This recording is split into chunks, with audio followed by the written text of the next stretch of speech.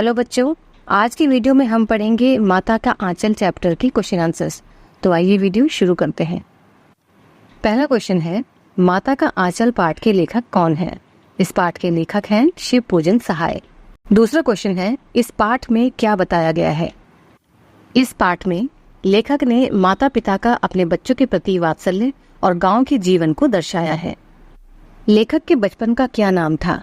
लेखक के बचपन का नाम था तारकेश्वर नाथ।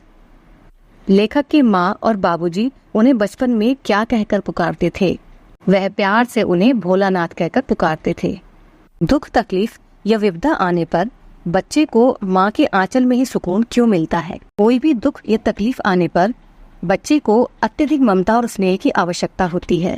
बालक भोलानाथ अपने पिता से बेहद प्रेम करते थे। जब उन्हें चोट लगी तो उन्हें शांति और प्रेम की छाया की जरूरत थी, जो उन्हें अपनी माँ की गोद में जाकर मिली। शायद ये ममता उन्हें अपने पिता से प्राप्त नहीं हो पाती। माँ के आंचल में बच्चा स्वयं को सुरक्षित महसूस करता है, इसीलिए बच्चा पिता के पास न जाकर माँ के आंचल में छिप जाता है। बालक भोलानाथ को अपने अध्यापक से डांट क्यों सुननी पड़ी थी? बालक भोलानाथ को अपने अध्यापक से डांट इसलिए सुननी पड़ी थी क्योंकि उन्होंने अपने साथियों के साथ मिलकर गांव के एक वृद्ध व्यक्ति मूसत तिवारी को चिढ़ाया था। उन सभी बच्चों में सबसे शरारती बच्चा कौन था? उन सभी बच्चों में बैजू नाम का एक सबसे शरारती बच्चा था। बालक अपने माता पिता में से सबसे ज्यादा समय किसके साथ बिताते थे? इसका आंसर है अपने पिता के साथ।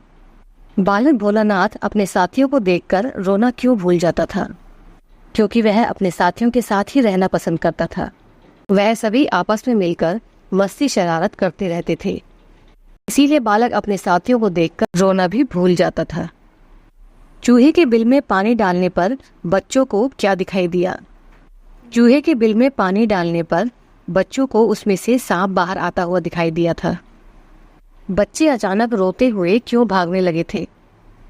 सांप को देखकर सभी बच्चे रोते हुए भागने लगे थे, जिस वजह से सभी बच्चों की बहुत चोट लग गई थी।